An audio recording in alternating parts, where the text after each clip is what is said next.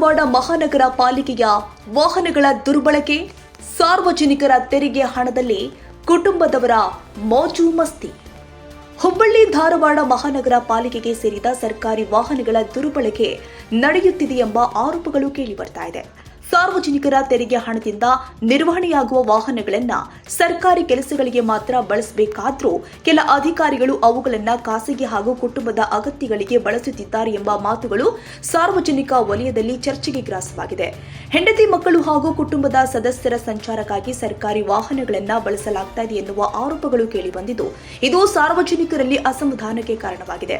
ಸರ್ಕಾರಿ ವಾಹನಗಳು ಸಾರ್ವಜನಿಕ ಸೇವೆಗಾಗಿ ಮೀಸಲಾಗಿದ್ದು, ಖಾಸಗಿ ಬಳಕೆಗೆ ಬಳಸುವುದು ನಿಯಮಗಳಿಗೆ ವಿರುದ್ಧವಾಗಿದೆ.